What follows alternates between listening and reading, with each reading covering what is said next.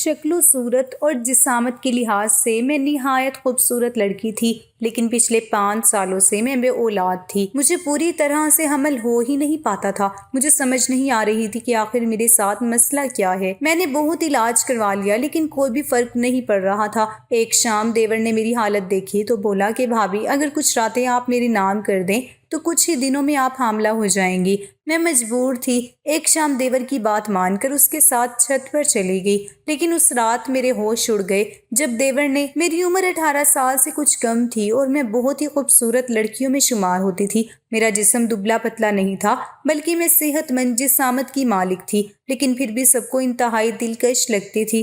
جب ہمارے گھر میرے لیے رشتے آنے لگے تو ہر کسی نے میری خوبصورتی کی داد دی اور مجھے بہت پسند کیا، مگر میرے ماں باپ کی شدید خواہش تھی کہ میری شادی اچھے خاندان میں ہو، کیونکہ جلد بازی میں غلط جگہ پر رشتہ کر کے پچھتانے سے بہتر ہے کہ تھوڑی دیر سے شادی ہو جائے لیکن اچھے خاندان میں ہو جائے۔ آخر ایک دن میرے والدین کو ایک خاندان والے پسند آ ہی گئے اور اس خاندان نے مجھے بھی بہت پسند کیا اور فوراً سے میرے رشتے کے لیے ہاں کر دی۔ جب لڑکے کی مجھے تصویر دکھائی گئی تو وہ خوبصورتی کے لحاظ سے بس ٹھیک ہی تھا، مگر اس کی ملازمت اچھی تھی۔ اس کا ایک چھوٹا بھائی بھی تھا جو انتہائی خوبصورت تھا۔ میری امی نے کہا کہ کرن کا رشتہ اس کے چھوٹے بھائی کو دے دیتے ہیں کیونکہ وہ نہایت خوبصورت ہے، لیکن میرے والد نے کہا کہ بے شک وہ خوبصورت ہے لیکن یہ بھی تو دیکھو کہ وہ بے روزگار ہے، کاروبار اور تمام تر ذمہ داریاں بڑے بھائی کی گرفت میں ہیں اور وہ لوگ رشتہ بھی صرف اپنے بڑے بھائی کے لیے ہی ڈھونڈ رہے ہیں، چھوٹے کے لیے نہیں۔ میری اور میرے ہونے والے شوہر کی عمر میں 7 سال کا فرق تھا، لیکن میرے والد کا کہنا تھا کہ جن کے پاس اپنا کاروبار ہو وہاں رشتہ کرتے وقت زیادہ سوچنا نہیں چاہیے کیونکہ وہ لوگ معاشی طور پر اچھے ہوتے ہیں۔ دوسری طرف جن کی تنخواہ ہوتی ہے ان کی زندگی مشکل ہوتی ہے کیونکہ ماہانہ آمدنی محدود ہوتی ہے۔ میری ماں نے پہلے ہی میرے دماغ میں یہ بات ڈال دی تھی کہ اگر تمہاری شادی تمہارے دیور سے ہو جاتی تو بہتر ہوتا کیونکہ وہ بہت خوبصورت ہے۔ پہلے تو میں بھی یہ سوچنے لگی کہ میرا شوہر شاید میری معیار کا نہ ہو، لیکن پھر امی نے سمجھایا کہ مرد کی خوبصورتی زیادہ اہم نہیں ہوتی بلکہ اس کی اصل خوبی اس کی مالی استحکام ہوتا ہے۔ جب تمہارا شوہر تمہاری چھوٹی چھوٹی ضروریات پوری کرے گا، تمہیں باہر گھمانے لے جائے گا تو وہی تمہیں خوبصورت لگنے لگے گا اور سب کچھ ٹھیک ہو جائے گا۔ میرے دیور کا نام نعمان تھا اور شوہر کا نام رضوان تھا اور ہم اس رشتے سے بہت خوش تھے۔ شادی ہو گئی اور میں اپنے نئے گھر چلی گئی۔ سب نے میری تعریف کی کہ دلہن بہت پیاری ہے۔ میری ساس نے اگلے ہی دن کہنا شروع کر دیا کہ اتنی کمال کی خوبصورت بہو لائی ہوں، بس اب جلدی سے پوتے پوتیاں ہو جائیں تو میری ساری خواہشیں پوری ہو جائیں گی۔ ایسے محسوس ہوتا تھا کہ رضوان کے بچوں کا ان سب کو بے حد انتظار تھا۔ جب انسان عمر رسیدہ ہو جاتا ہے تو اولاد کی اولاد کو دیکھنے کی شدید خواہش پیدا ہو جاتی ہے۔ میں اس بات پر شرما جاتی تھی، لیکن یہ اندازہ نہیں تھا کہ آگے میرے ساتھ کیا ہونے والا ہے۔ شادی کو 1 سال گزر چکا تھا لیکن میرے ہاں کوئی اولاد نہ ہوئی۔ ابتدا میں ہم نے ڈاکٹر کے پاس جانے کا سوچا بھی نہیں تھا، مگر پھر ساس نے کہا کہ میرا چیک اپ کروا لینا چاہیے۔ انہوں نے اپنے بیٹے پر کوئی حرف نہ آنے دیا، لیکن جب ہم ڈاکٹر کے پاس گئے تو ڈاکٹر نے کہا کہ دونوں کا چیک اپ ہوگا۔ یہ بات رضوان کو بری لگی لیکن وہ ڈاکٹر کے سامنے خاموش رہا۔ ٹیسٹ کروانے کے بعد میرے شوہر نے کہا کہ یہ سب بے وجہ تھا، ان میں کوئی مسئلہ نہیں ہو سکتا اور اگر کوئی مسئلہ ہے تو وہ میرے اندر ہی ہوگا۔ میں سوچنے لگی کہ مرد ہمیشہ یہی سوچتے ہیں، حالانکہ مجھے معلوم تھا بے اولادی کے مسائل اکثر مردوں میں بھی ہو سکتے ہیں۔ میری بدقسمتی یہ تھی کہ ڈاکٹر نے کہا کہ میرے شوہر بالکل ٹھیک ہیں اور مسئلہ میرے اندر ہے، لیکن یہ کوئی بڑا مسئلہ نہیں تھا اور اللہ کے حکم سے سب ٹھیک ہو سکتا تھا۔ ڈاکٹر نے تو کوئی بہت بری خبر نہیں دی تھی، لیکن میرے لیے یہ خبر بہت تکلیف دہ تھی کیونکہ سارا الزام مجھ پر آ گیا تھا۔ میں نے سوچا تھا کہ واپسی پر شوہر سے کہوں گی کہ سب کو یہی کہہ دے سب کچھ ٹھیک ہے، کیونکہ کہا جاتا ہے کہ میاں بیوی ایک دوسرے کے ہمراز ہوتے ہیں، مگر رضوان نے میری بات نہیں مانی اور گھر پہنچتے ہی اپنی ماں کو ڈاکٹر کی بات جوں کی تو بتا دی، یہاں تک کہ یہ بھی بتا دیا کہ ڈاکٹر نے کہا ہے کہ مسئلہ بڑا نہیں ہے اور علاج سے سب ٹھیک ہو سکتا ہے۔ لیکن میری ساس نے فوراً کہا کہ مسئلہ اسی میں ہے اور اب اس کے ہاں اولاد نہیں ہو سکتی۔ ساس نے رونا دھونا شروع کر دیا اور میرے شوہر بھی پریشان ہو گئے۔ انہوں نے کہا کہ علاج کروائیں گے تو سب ٹھیک ہو جائے گا، مگر ساس نے یہ کہہ دیا کہ بے اولادی کا علاج بہت مہنگا ہوتا ہے اور اس کی اولاد نہیں ہونے والی، اس لیے علاج کروانے کی کوئی ضرورت نہیں۔ میں کمرے میں جا کر رونے لگی اور اب میرے شوہر کو بھی یہ احساس ہو گیا کہ انہوں نے بات کو زیادہ بڑھا دیا ہے۔ وہ شرمندہ تھے اور بولے کہ فکر نہ کرو، علاج کروائیں گے تو سب ٹھیک ہو جائے گا، مگر میں نے ان سے کوئی بات نہیں کی۔ ان دنوں میرا دیور نعمان پڑھائی کے سلسلے میں بیرون ملک گیا ہوا تھا، گھر میں کوئی بھی میری حمایت نہیں کرتا تھا اور میری ساس کا رویہ بھی تبدیل ہو گیا تھا۔ مجھے بچوں کی بہت خواہش تھی، لیکن اب میں خود کو بالکل تنہا محسوس کر رہی تھی۔ میں چاہتی تھی کہ جلدی سے بچے ہو جائیں۔ مجھے لگتا تھا کہ میری خوبصورتی سب معاملہ ٹھیک کر دے گی، لیکن اب تو میری خوبصورتی کہیں پیچھے رہ گئی تھی اور سب کا دھیان صرف اس بات پر تھا کہ میں کب اولاد پیدا کروں گی۔ رشتہ دار بھی یہی سوال کرتے تھے اور حتیٰ کہ میرے والدین نے بھی کہنا شروع کر دیا تھا کہ کہیں میرا حال ان لوگوں جیسا نہ ہو جائے جن کے ہاں اولاد نہیں ہوتی۔ میرے شوہر نے میرا علاج کروانا شروع کر دیا تھا۔ ڈاکٹر کہتی تھی کہ حالات نہ بہت خراب ہیں اور نہ ہی بہت اچھے، لیکن دوائیوں سے علاج ہو سکتا ہے۔ تاہم اکثر لوگ ہمت ہار جاتے ہیں اور علاج چھوڑ دیتے ہیں اور پھر بہت دیر ہو جاتی ہے۔ ابھی میں جوان تھی اور علاج کروانے کا وقت تھا۔ میں نے جگہ جگہ پیروں فقیروں کے دروازے دیکھے، جس نے بھی کوئی طریقہ بتایا میں نے اسے آزما لیا۔ جس نے کہا کہ فلاں جگہ علاج کرواؤ، بچہ ہو جائے گا، میں نے ہر مشورہ مان لیا، کیونکہ بچہ پیدا کرنا میری زندگی کا مقصد بن چکا تھا۔ وقت یوں گزر رہا تھا جیسے ہاتھوں سے ریت پھسلتی ہے۔ اب تو میرا دیور بھی تعلیم مکمل کر کے واپس آ چکا تھا اور جب اسے حالات کا علم ہوا تو وہ پہلا شخص تھا جس نے مجھے تسلی دی۔ اس نے کہا کہ فکر نہ کرو، سب ٹھیک ہو جائے گا اور امی کی باتوں کو دل پر مت لو، وہ دل کی بری نہیں ہے، ان کی اپنی ساس نے ان کے ساتھ بہت برا کیا تھا، اس لیے وہ ایسی ہو گئی ہیں۔ میرا شوہر بھی اب بہت بدل چکا تھا، وہ مجھ سے پہلے کی طرح پیار سے بات نہیں کرتا تھا۔ جب میں کوئی چیز مانگتی تو وہ لا کر نہیں دیتا تھا، اور جب خرچہ مانگتی تھی تو کہتا تھا کہ تمہارا کون سا خرچہ ہے، اگر بچے ہوتے تو میں تمہیں زیادہ خرچہ دے دیتا، لیکن اب جتنا مل رہا ہے وہی کافی ہے۔ میں چھوٹی چھوٹی چیزوں کے لیے ترستی رہتی تھی۔ ایک دن ہماری بہت بڑی لڑائی ہو گئی اور لڑائی کی آوازیں باہر تک سنائی دینے لگی۔ دیور کا کمرہ ہمارے کمرے کے سامنے تھا، اس نے بھی سب کچھ سن لیا۔ اگلے دن وہ آیا اور کہنے لگا کہ بھابی میں نے رات آپ دونوں کی باتیں سن لی، آپ فکر نہ کریں، میں آپ کے لیے کچھ کروں گا۔ میں نے کہا کہ تم کیا کر سکتے ہو، تم میرے لیے کچھ نہیں کر سکتے۔ لڑائی کے بعد میں بہت زیادہ پریشان تھی، کیونکہ یہ ہماری بہت بڑی لڑائی تھی۔ پہلے کبھی ہم نے ایک دوسرے سے اس طرح بات نہیں کی تھی۔ میرے دیور نے کہا کہ وہ میرے لیے ایک چیز لایا ہے اور اس کا انداز کچھ ایسا تھا جیسے وہ چیز چوری کر کے لایا ہو یا سب کے سامنے نہ دے سکتا ہو۔ اس نے کہا کہ چھپ کر چھت پر آ جانا۔ میں نے کہا ٹھیک ہے۔ میں چلی گئی۔ جب وہاں پہنچی تو اس نے مجھے ایک تعویذ دیا اور کہا کہ یہ ایک بہت بڑے بزرگ کا تعویذ ہے، جس عورت نے بھی اسے پہنا ہے وہ 1 ماہ کے اندر ہی حاملہ ہو گئی۔ میں نے کہا کہ میں پہلے بھی کئی تعویذ پہن چکی ہوں، لیکن کوئی فائدہ نہیں ہوا۔ اس نے کہا کہ جہاں اتنا کچھ کر لیا ہے یہ بھی کر کے دیکھ لیں، بڑی مشکل سے لے کر آیا ہوں اور ساری رقم خرچ کر دی ہے۔ میں نے وہ تعویذ گلے میں پہن لیا، لیکن پھر اس نے کہا کہ اس کے ساتھ ایک اور کام بھی کرنا ہے۔ میں نے پوچھا کون سا کام؟ تو اس نے کہا کہ یہ میں آپ کو نہیں بتا سکتا، کاغذ پر لکھا ہے، وہ دیکھ لیجئے۔ اس نے مجھے کاغذ کا ٹکڑا دیا اور چلا گیا۔ کچھ کاغذ پر لکھا تھا کہ شوہر سے دور رہنا۔ میں تھوڑی سی شرمندہ ہو گئی، لیکن مجھے لگا کہ اس نے کاغذ کھول کر نہیں دیکھا ہوگا، کیونکہ وہ ایسا بچہ نہیں تھا۔ مجھے حیرت ہوئی کہ اگر شوہر سے دور رہنا ہے تو اولاد کیسے ہوگی۔ خیر مجھے یہ سب عجیب سا لگا، لیکن پھر بھی میں نے تعویذ پہن لیا۔ ان دنوں شوہر سے دور رہنا میرے لیے مشکل نہیں تھا، کیونکہ ہم پہلے ہی لڑائی کی وجہ سے ایک دوسرے سے دور رہتے تھے۔ ہماری شادی کو 5 سال ہو چکے تھے اور آج کل ہمارے درمیان اکثر تلخی رہتی تھی۔ میری ساس ہر دوسرے تیسرے دن میرے شوہر سے بات کرتی تھی کہ تمہاری شادی کروا دیتے ہیں، لیکن میرے شوہر کا ایک اچھا پہلو یہ تھا کہ وہ دوسری شادی کے لیے تیار نہیں تھے۔ وہ کہتا تھا کہ میں ایک بیوی سے تنگ ہوں، دوسری نہیں لا سکتا۔ 10-15 دن گزر گئے اور اس دوران میری طبیعت بہت خراب ہونے لگی۔ مجھے ہر وقت کمزوری محسوس ہوتی گئی اور میں دن رات روتی رہتی۔ ساس کہتی تھی یہ کسی کام کی نہیں ہے، اولاد تو پیدا کر نہیں سکتی، کم از کم گھر کے کام ہی کر لے، لیکن اس پر تو نیند سوار ہے، جہاں دیکھو سوئی رہتی ہے۔ میں خود بھی پریشان تھی کہ میرے ساتھ کیا ہو رہا ہے۔ اسی دوران ایک دن میری طبیعت اور زیادہ خراب ہو گئی اور مجھے چکر آنے لگے۔ میری ساس نے کہا کہ اس نے کوئی الٹا سیدھا کھا لیا ہوگا، کمرے میں لے جاؤ اور جوس وغیرہ پلاؤ، ٹھیک ہو جائے گی۔ لیکن میرا دیور نعمان جو گھر میں موجود تھا مجھے ڈاکٹر کے پاس لے گیا۔ ڈاکٹر نے میرا ٹیسٹ کیا اور وہیں پر میرا شوہر بھی آ گیا، کیونکہ میری ساس نے میرے شوہر کو بتا دیا تھا کہ کوئی مسئلہ نہیں ہے، بس کھڑے کھڑے بے ہوش ہو گئی تھی، ویسے بھی آج کل سوتی رہتی ہے۔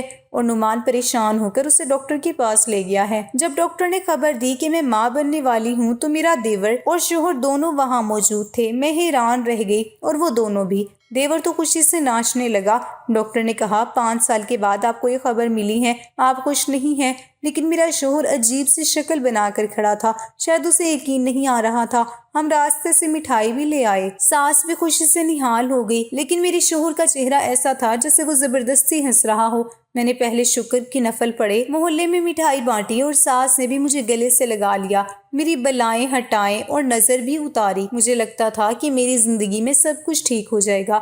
بہت دنوں کے بعد میں نے اچھا سا جوڑا پہنا اور لپسٹک لگائی اور تیار ہو گئی۔ میرے دیور نے مجھے دیکھا اور کہا کہ آپ بہت زیادہ خوبصورت لگ رہی ہیں اور آپ ویسے بھی بہت پیاری لگتی ہیں۔ آپ کے لائے ہوئے تعویذ نے جادو کر دیا ہے، آپ نے میری زندگی بدل دی، میں کبھی بھی آپ کا یہ احسان نہیں بھولوں گی۔ اس نے کہا کہ شفا اللہ دیتا ہے، شاید آپ کے نصیب میں شفا یہاں سے لکھی ہوئی تھی تو آپ کو مل گئی۔ میں نے تو کچھ بھی نہیں کیا، بس آپ اسی طرح خوش رہیں اور اس گھر میں بچے آ جائیں، مجھے اور کچھ نہیں چاہیے۔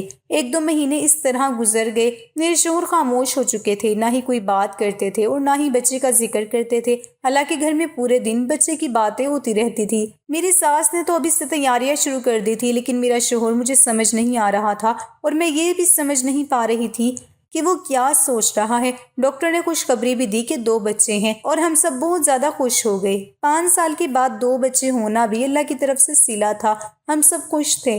لیکن ایک دن میں نے اپنے شوہر سے کہا کہ آپ خوش نہیں لگ رہے۔ اس نے جواب دیا، میں کس بات پر خوش ہو جاؤں، بس ٹھیک ہے بچے آ جائیں گے۔ میں نے کہا جب بچے نہیں آ رہے تھے تو آپ مجھے ہزاروں باتیں سنا رہے ہوتے تھے، اب بچے آ رہے ہیں اور آپ ابھی بھی خوش نہیں ہیں۔ اسی طرح وقت گزرنے لگا اور میں نے بھی اپنا خیال اپنے بچوں کی طرف لگا لیا۔ میری ساس میرے ساتھ بچوں کی باتیں کرتی تھی، میرا دیور بھی بہت زیادہ خوش تھا۔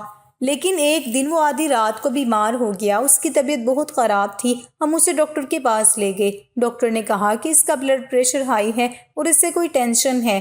ہم نے کہا کہ اس سے تو کوئی ٹینشن نہیں ہے، اس کی پڑھائی بھی ختم ہو گئی ہے اور آج کل میری ساس اس کے لیے رشتہ تلاش کر رہی تھی، لیکن پتہ نہیں اس کو کیا مسئلہ تھا۔ وہ چپ رہنے لگا تھا۔ جیسے جیسے بچہ پیدا ہونے کے دن قریب آ رہے تھے، اس کا رویہ بھی میرے شوہر جیسا ہو گیا۔ وہ بھی بیٹھے بیٹھے کہیں کھو جاتا تھا، بچے کی بات کرتے تو موضوع بدل لیتا تھا اور اٹھ کر واپس چلا جاتا تھا۔ مجھے سمجھ نہیں آ رہا تھا کہ میں کیا بات کروں، اور اگر اپنی ساس سے بات کرتی تو وہ کہتی کہ میں اس کے دونوں بیٹوں پر عجیب الزام لگا رہی ہوں۔ وہ کہتی کہ جب عورت کے بچے ہونے والے ہوتے ہیں تو اس سے برے وہم ہوتے ہیں اور وہ زیادہ سوچنے لگتی ہے، اسی لیے مجھے ان باتوں کے بارے میں سوچنا چھوڑ دینا چاہیے۔ ڈاکٹر نے یہ بھی خوشخبری دی کہ دونوں بیٹے ہی ہیں۔ اب میں اس گھر میں ایسی ہو گئی تھی جیسے کوئی ملکہ ہو جو 2 شہزادے پیدا کرنے والی ہو۔ میری ساس نے خوشخبری پہلے ہی تمام خاندان کو بتا دی تھی اور سب لوگ مجھ پر رشک کر رہے تھے کہ 5 سال تک اولاد کی عدم موجودگی کے بعد اب ایک ساتھ 2 بیٹے ہونے والے ہیں۔ بس لوگوں کو قدرتی طور پر بیٹے پر زیادہ خوشی ہوتی ہے، لیکن میں بیٹے اور بیٹی میں فرق کرنے والوں کو جاہل مانتی تھی۔ میرے 2 بیٹے ہونے کی خوشی کے باوجود میری طبیعت آخری دنوں میں بہت زیادہ خراب رہی، لیکن میری ساس نے میرا بہت خیال رکھا۔ اس نے ایک عورت کو بھی مقرر کر دیا تھا جو دن رات میری مالش کرتی تھی۔ میرا شوہر اس وقت مجھ سے دور رہنے لگا تھا کیونکہ رات کو میری طبیعت بہت خراب ہو جاتی تھی۔ اب میری ساس بھی پریشان تھی۔ اس نے میرے شوہر سے پوچھا کہ کیوں اس نے منہ بنایا ہوا ہے جبکہ اللہ نے ہمیں 2 بیٹے دیے ہیں اور ہمارے خاندان کو وارث سے نوازا ہے، اسی لیے اسے اپنی بیوی سے اچھے طریقے سے بات کرنی چاہیے۔ خیر ڈیلیوری کا وقت آیا، وہ سب کچھ صحیح رہا۔ اللہ نے مجھے 2 پیارے اور صحت مند بیٹے دیے اور میں بھی بالکل ٹھیک تھی۔ گھر واپس آنے کے بعد سب کچھ معمول پر آ گیا، مگر میرا شوہر بچوں کو ہاتھ نہیں لگا رہا تھا اور یہ بات میری ساس کے علم میں بھی آ گئی تھی۔ میں نے اپنی ساس کو بتایا کہ میرے شوہر کا رویہ تب سے عجیب ہو گیا ہے جب سے پتہ چلا کہ میں ماں بننے والی ہوں، لیکن میرا دیور ضرورت سے زیادہ خوش تھا۔ اس نے کہا کہ وہ بچوں کے نام بھی رکھے گا اور ساس نے بھی اسے اجازت دے دی۔ اس نے یہ بھی کہا کہ وہ بچوں کو گٹی بھی لگائے گا اور شہد بھی دے گا تاکہ وہ اس کی طرح بنے۔ وہ اتنا خوش تھا جیسے اس کے اپنے بچے پیدا ہوئے ہوں۔ میرے شوہر کی حالت عجیب تھی۔ اب تو میری ساس نے کہنا شروع کر دیا کہ شاید کسی نے میرے شوہر پر جادو کیا ہے، کیونکہ بچے دیکھ کر بھی اس کو کوئی خوشی نہیں ہوئی۔ 5 سال کے بعد اللہ نے ہمیں بچوں سے نوازا اور ساس نے بتایا کہ رضوان کو بچوں کا بہت شوق ہے۔ میں نے پوچھا کہ اگر شوق ہے تو ظاہر کیوں نہیں ہو رہا؟ ایک رات میری آنکھ کھل گئی اور باہر شور مچ رہا تھا۔ ایسا لگ رہا تھا کہ دو لوگ آپس میں لڑ رہے ہیں۔ میرا شوہر کمرے میں موجود نہیں تھا اور جب میں باہر گئی تو میرا شوہر اور دیور وہاں موجود تھے۔ مجھے دیکھ کر وہ خاموش ہو گئے۔ میری ساس بھی وہاں پر آ گئی۔ انہوں نے کہا کہ کیوں جھگڑا کر رہے ہو، لیکن انہوں نے جواب نہیں دیا اور اپنے کمرے میں چلے گئے۔ میری ساس نے کہا کہ ان دونوں کو پتہ نہیں کیا ہو گیا ہے، انہوں نے تو آج تک ایک دوسرے سے کبھی زندگی میں جھگڑا نہیں کیا، لیکن پھر آج نہ جانے کیا ہو گیا ہے۔ اور ایک دن اچانک کچھ ایسا ہوا کہ جس نے میرے پیروں تلے سے زمین ہی نکال دی، کیونکہ مجھے میرے شوہر نے کہا کہ میں اپنے بچے لے کر اسی وقت گھر سے نکل جاؤں، میں اب تمہیں مزید ساتھ نہیں رکھنا چاہتا۔ پھر شوہر نے مجھے ایسا راز بتایا کہ میری جان ہی نکل گئی۔ میرے شوہر نے کہا کہ جب میں تمہیں ڈاکٹر کے پاس لے گیا تھا تو جان بوجھ کر اپنے دوست اور بڑے ڈاکٹر کے پاس لے گیا تھا۔ دراصل میری رپورٹ خراب تھی اور میں کبھی بھی باپ نہیں بن سکتا تھا، لیکن اس نے جھوٹ بولا کہ میری رپورٹ بالکل ٹھیک ہے اور تمہاری رپورٹ خراب ہے۔ اس لیے میں مطمئن تھا، کیونکہ مجھے پتا تھا کہ بچے نہیں ہونے والے ہیں۔ سارا الزام تم پر ڈالا گیا اور سب لوگ تمہیں باتیں سنا رہے تھے۔ میں اپنی زندگی میں خوش تھا، لیکن جب تم نے یہ خبر سنا دی، حالانکہ میں باپ بن ہی نہیں سکتا تھا، یہ بات میری ماں کو بھی نہیں پتا، لیکن میرے بھائی کو معلوم تھا کہ یہ بچے اس کے ہیں۔ جو تعویذ تمہیں دیا گیا تھا وہ کوئی تعویذ نہیں تھا، بلکہ نیند کی دوا تھی جس کی ہلکی خوشبو سے تم بے ہوش ہو جاتی تھی۔ یہ سب کچھ میرے بھائی نے کیا ہے۔ اس نے مجھے کل یا پرسوں بتایا ہے کہ اسے پچھتاوا ہو رہا ہے، لیکن اس نے یہ سب گھر کی خوشی اور تمہاری خوشی کے لیے کیا تھا۔ اب میں تمہیں بتا دینا چاہتا ہوں، کیونکہ یہ بات کبھی نہ کبھی سامنے آ جاتی۔ مجھے اپنے عمل پر افسوس ہے، لیکن میں بے غیرت نہیں ہوں اور تمہارے ساتھ نہیں رہ سکتا۔ میں تمہیں طلاق دیتا ہوں۔ میرے شوہر نے مجھے طلاق دے دی اور میں حیران رہ گئی۔ میری ساس کو بھی سب کچھ پتہ چل گیا اور میری زندگی برباد ہو گئی تھی، لیکن 7 مہینے بعد میری ساس اور سسر گھر آئے اور کہا کہ وہ میری شادی نعمان سے کروانا چاہتے ہیں، کیونکہ نعمان میرے اور اپنے بچوں کے بغیر نہیں رہ سکتا اور بہت شرمندہ ہے۔ میں شادی نہیں کرنا چاہتی تھی، لیکن میرے والدین نے مجھے سمجھایا کہ اگرچہ اس نے پہلے غلط طریقے سے کام لیا، لیکن اگر اب وہ تم سے جائز طریقے سے نکاح کرنا چاہتا ہے تو تمہیں انکار نہیں کرنا چاہیے۔ یہ سب کچھ میرے لیے بہت عجیب تھا، لیکن میرے والدین نے میری شادی نعمان سے کر دی۔ نعمان آج بھی اپنے کیے پر بہت شرمندہ ہوتا ہے۔ پھوپھی سندل نے اپنی مرضی سے شادی کر لی تو سب گھر والے ان سے خفا ہو گئے۔ بہرحال پھوپھی کی رخصتی ہو گئی اور انہوں نے دل پر صبر کا پتھر رکھ لیا۔ ہمارے والدین نے ان سے رابطہ رکھا اور نہ ہی انہوں نے ہم سے میل ملاقات کی کوشش کی۔ پھوپھی نے جس شخص کو اپنا جیون ساتھی چنا تھا وہ پہلے سے شادی شدہ اور بال بچوں والا تھا۔ اسی اختلاف کے باعث میرے والدین پھوپھو کی وہاں شادی نہیں کرنا چاہتے تھے۔ خیر شادی ہو گئی اور اس کے بعد جیسے بھی حالات رہے، پھوپھی نے کبھی اپنے میکے سے امداد طلب نہ کی۔ وہ برا بھلا وقت گزارتی رہی اور ہمارے گھر بھی نہیں آئی۔ ہم جب بڑے ہو گئے تو سنا کہ ہماری ایک پھوپھو ہیں جو کسی بستی میں بیاہی ہوئی ہیں اور ہمارے گھر شادی کے بعد کبھی نہیں آئی۔ شادی بیاہ و دیگر تقریبات میں جب رشتہ دار اکٹھے ہوتے تو دادی جان پھوپھی سندل کی کمی محسوس کیا کرتی تھی، لیکن وہ بھی بیٹوں کے آگے مجبور تھی۔ تاہم جب دادی کا وقت قریب آیا تو مرنے سے پہلے انہوں نے میری والد کو بلا کر کہا کہ اگر کبھی سندل یا اس کی اولاد خود رابطہ کرے تو میری آخری خواہش یہ ہے کہ تم لوگ اسے ٹھکرانا نہیں، اس کے خطا کو معاف کر دینا اور اسے گلے سے لگا لینا۔ اگر وہ تم لوگوں سے دوبارہ رشتہ جوڑنا چاہے تو اس کی اولاد سے اپنی اولاد کا رشتہ کر کے اس ورثوں کے ٹوٹے ہوئے تعلق کو جوڑ لینا۔ ابو جان نے وعدہ کر لیا۔ اللہ کا کرنا کہ اس کے 3 دن کے بعد دادی جان فوت ہو گئی۔ مجھے اس شفیق ہستی کے دنیا سے چلے جانے کا بہت قلق تھا۔ ہر وقت سوچا کرتی کاش میں ان کی آخری خواہش پوری کر سکتی اور ان کی بچھڑی بیٹی سندل کو خاندان سے ملانے کا وسیلہ بن سکتی۔ یہ مگر بہت مشکل تھا، بلکہ ناممکن سی بات لگتی تھی۔ اب صرف دعا کا ہی سہارا رہ گیا تھا۔ ایک دن میں گھر میں کھانا پکا رہی تھی کہ فون کی بیل ہوئی۔ میں نے ریسیور اٹھا لیا۔ ایک اجنبی لڑکی کی آواز تھی۔ سمجھی کہ رونگ نمبر ہے، میں نے فون رکھ دیا۔ ذرا دیر بعد پھر گھنٹی بجی۔ وہی لڑکا بول رہا تھا، کہنے لگا پلیز شاہینہ فون بند مت کرنا۔ میں حیران رہ گئی، یہ کون ہو سکتا ہے جو اس قدر بے تکلفی سے بات کر رہا ہے اور اسے میرا نام بھی معلوم ہے۔ میں نے پوچھا آپ کون صاحب بول رہے ہیں؟ وہ بولا میں تمہاری پھوپھی سندل کا بیٹا بات کر رہا ہوں۔ پھوپھی سندل کا نام سن کر میرا دل دھڑکنے لگا۔ مجھے کس قدر اشتیاق تھا ان سے ملنے کا، ان کو دیکھنے کا، اور آج ان کا بیٹا ہمارے گھر فون کر رہا تھا۔ میں تو اس دن کو ترستی تھی جب کبھی میں اپنی پھپھو کو دیکھوں۔ بار بار دادی جان کے منہ سے ان کا نام سنا تھا۔ دادی کبھی کبھی اپنی اس بیٹے کو یاد کر کے ٹھنڈی آہیں بھرتی تھی اور آنسو بہایا کرتی تھی، جس کو اپنی پسند کی شادی کرنے کی سزا ملی تھی۔ ندیم میرا ہی نہیں، میرے سب بھائی بہنوں کا نام جانتا تھا۔ اس کے دل کا بھی یہی حال تھا کہ جو میرا تھا۔ وہ بھی ہم سب سے ملنے کو ترستا تھا، کیونکہ پھپھی اب بھی ہم سے محبت کرتی تھی اور انہیں حسرت تھی کہ ان کے بھائی اور بھاوج ایک بار آ کر انہیں گلے سے لگا لے۔ اگلے دن اس نے پھر فون کیا، میں نے فون اٹھایا۔ اس دن کے بعد یہ روز کا معمول ہو گیا۔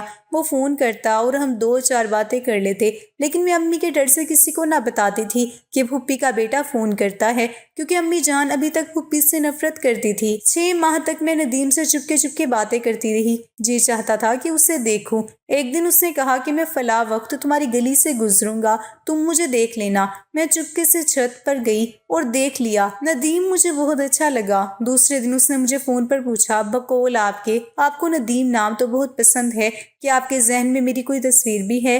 میں نے کہا ہاں بالکل آپ جیسے ہی آپ کی تصویر میرے ذہن میں تھی۔ میں نے اس سے اس کا آئیڈیا پوچھا، اس نے بتایا تو اسے سن کر میں تو ڈر گئی، کیونکہ میں اس کا بالکل الٹ تھی۔ اس لیے اب جب بھی ندیم کہتا میں تمہیں دیکھنا چاہتا ہوں، تم اپنے گھر کے گیٹ پر فلاں وقت آنا، میں ادھر سے گزروں گا، میں ٹال جاتی تھی۔ میں تو بالکل خوبصورت نہیں ہوں، وہ مجھے دیکھ کر کتنا مایوس ہوگا۔ ایک رات میں اپنی بہن کے ساتھ تھی۔ میری بہن جانتی تھی کہ میں کسی ندیم نامی لڑکے سے فون پر باتیں کرتی ہوں۔ انہوں نے سمجھایا، مگر میں تو نام کے ساتھ ساتھ ان سے بھی محبت کرنے لگی تھی۔ فون کی بیل پر میں نے دعا کی، خدا کرے ندیم کا فون ہو۔ میں نے فون اٹھایا تو ندیم کی آواز تھی۔ اس نے بتایا کہ وہ شہر میں ایک جنرل سٹور چلاتا تھا، جبکہ پہلے وہ اپنی بڑی امی کے پاس بستی میں رہتا تھا، اور اس کی اپنی امی یعنی ہماری پھپھی اور پھپھا جان کوئٹہ میں رہتے تھے، کیونکہ پھپھی کی ملازمت کوئٹہ میں تھی۔ ندیم کی بڑی امی اپنی سہیلی کی بیٹی سے اس سے شادی کرنا چاہتی تھی۔ اس نے فون کر کے مجھے سب کچھ بتا دیا اور پوچھا کہ اب میں کیا کروں۔ میں تو پریشان ہو گئی، مگر جلدی سے خود کو سنبھال لیا کہ اگر میں اس سے محبت کرنے لگی ہوں تو ضروری نہیں کہ ندیم بھی مجھ سے محبت کرتا ہو۔ اس نے تو مجھے ابھی تک دیکھا بھی نہیں تھا، لہٰذا میں نے کہا کہ آپ وہاں شادی کر لیں۔ ندیم نے پوچھا کہ آپ میرے ساتھ محض وقت گزار رہی ہیں، تو مجھے بہت برا لگا۔ پھر اس نے کہا کہ آپ مجھ سے شادی کریں گی؟ اگر ہاں تو مجھے کتنا انتظار کرنا ہوگا؟ یہ برسوں کا خاندانی تنازع تھا، اس لیے میں کچھ نہیں کہہ سکتی تھی۔ اس نے کہا آپ ہاں کر دیں، میں 10 نہیں ساری زندگی انتظار کر سکتا ہوں۔ میں رو پڑی اور فون بند کر دیا۔ مجھے یقین تھا کہ بڑوں کا تنازع کبھی ختم نہیں ہوگا۔ اگلے دن ڈائری میں سب باتیں لکھ رہی تھی اور رو رہی تھی۔ یقین تھا کہ ندیم اب نکاح کے بعد ہی آئیں گے، اور ان کی بہن کا فون آ گیا۔ اس کا نام ناہید تھا۔ انہوں نے کہا شاہینہ میں کل تم سے ملنے آؤں گی۔ میں گھبرا گئی، کیونکہ امی کو تو ندیم کے بارے میں کچھ بتایا ہی نہیں تھا۔ دوسرے دن باجی ناہید آ گئی، کسی کو نہ بتایا کہ پھپھی سندل کی بیٹی ہیں۔ بھابھی سمجھی کہ یہ میری سہیلی ہوگی۔ انہوں نے آ کر سب سے پہلے میرا پوچھا، پھر میرے کمرے میں چلی آئی اور مجھے خوب پیار کیا۔ بتایا کہ بھائی نے ضد کر کے بڑی امی سے انکار کر دیا ہے کہ وہ وہاں نکاح نہیں کریں گے، بلکہ یہاں مجھے لائے ہیں تاکہ تم سے مل لوں اور تمہاری رائے معلوم کر لوں۔ ناہید باجی نے کہا اس جھگڑے کا کیا ہوگا جو میرے والدین نے برسوں سے اپنے دلوں میں پال رکھا ہے؟ وہ بھی میرے گلے لگ کر رونے لگی اور کہا کہ میری بھابھی صرف تم ہی بنو گی، اور اس رشتے کے ذریعے ہی ماموں اور ممانی سے ہم لوگوں کی صلح ہو گئی۔ کافی دیر تک کمرہ بند کر کے ہم دونوں روتی رہی۔ پھر وہ میری ڈائری لے گئی تاکہ میں ندیم بھائی کو بتا سکوں کہ تم ان سے کتنا پیار کرتی ہو۔ اگلے دن ندیم کا فون آ گیا کہ پلیز مجھے معاف کر دو شاہینہ، مجھے خبر نہیں تھی کہ تم مجھ سے محبت کرتی ہو، تم نے مجھے کچھ بتایا تو ہوتا۔ میں نے جواب دیا کہ اب مجھے ہر بات اپنی زبان سے کہنی پڑے گی، میں تو ڈرتی تھی کہ آپ کا آئیڈیل نہیں ہوں۔ تو وہ بولے آپ جیسی بھی ہیں میرا آئیڈیل ہے، اب میں امی کو آپ کے گھر بھیجوں گا۔ میرے لیے یہ تصور ہی خوش آئندہ تھا کہ پھوپھی سندل ہمارے گھر آ رہی تھی۔ مجھے ابو کی طرف سے اطمینان تھا، کیونکہ انہوں نے دادی جان مرحومہ سے وعدہ کیا تھا کہ اگر پھوپھی ہمارے گھر آئیں گی تو انہیں ٹھکرائیں گی نہیں، جبکہ امی کی طرف سے خدشہ ضرور تھا۔ لیکن ان دنوں ہم 2 بہنیں اپنے بھائی کے پاس تھی، جبکہ باقی بہن بھائی اور امی لاہور میں تھے۔ ایک دن پھوپھی ہمارے گھر آ ہی گئی۔ وہ دن میرے لیے عید کے دن کی طرح تھا۔ برسوں کی خواہش آج پوری ہو گئی تھی۔ میں اور باجی ان کے گلے لگ گئے۔ انہوں نے ہمیں بہت پیار کیا۔ پھر باجی سے کہا کیا اس کا رشتہ تو طے نہیں ہوا؟ باجی نے کہا نہیں۔ تو وہ بولی جب آپ کی امی آئے تو مجھے بتا دینا۔ اس دن میں بہت خوش تھی کہ پھپھو تو مجھے مانگ لیں گی۔ اللہ کرے میرے گھر والے بھی مان جائیں۔ 2 माह बाद अम्मी आई तो फुप्पो भी आ गई और मेरा रिश्ता मांगा। अम्मी ने उन्हें मायूस नहीं किया, फुप्पो से गले मिली और कहा कि मेरा भी जी चाहता था कि तुमसे दोबारा रिश्ता कायम हो, क्योंकि तुम्हारी वालदा तुम्हारी जुदाई में तड़पती चल बसी। मैं उनकी ख्वाहिश का ज़रूर एहतराम करूंगी, लेकिन शाहीना अभी छोटी है, इससे बड़ी जो और मेरी बेटियां हैं आप उनमें से किसी का रिश्ता ले लें। मगर वो ना मानी, क्योंकि जानती थी कि नदीम और मैं एक दूसरे को पसंद करते हैं। मेरे घर में ये बात सिर्फ मेरी एक बहन को पता थी। संदल फुप्पी ने बहुत इसरार किया, मगर मेरे घर वालों ने कहा कि सोचेंगे। मेरी बहनों ने अम्मी को काफी समझाया, लेकिन वो ना मानी। एक दिन अम्मी हमारी सहेलियों के घर गई तो उन्होंने भी अम्मी से कहा कि आप वहाँ रिश्ते के लिए हाँ कर दें। तब मेरी अम्मी समझ गई कि जरूर कोई बात है जो सब इतना कह रहे हैं। कुछ दिन बाद अम्मी वापस लाहौर चली गई। बड़ी ईद में एक दिन बाकी था। किसी बात पर नदीम मुझसे नाराज थे। मैं बाजार उनके लिए गिफ्ट लेने गई और उनकी दुकान पर चली गई। थोड़ी देर बाद मैंने कहा, मुझे रिक्शा करवा दे, घर जाना चाहती हूँ। हम रोड पर आए, सामने से मेरा बड़ा भाई आ रहा था। उसने हमें देख लिया। हमने एकदम से वापस मुड़ गए और एक दुकान में चले गए। थोड़ी देर बाद हम रोड पर फिर निकलने लगे तो वहाँ मेरा छोटा भाई नजर आया।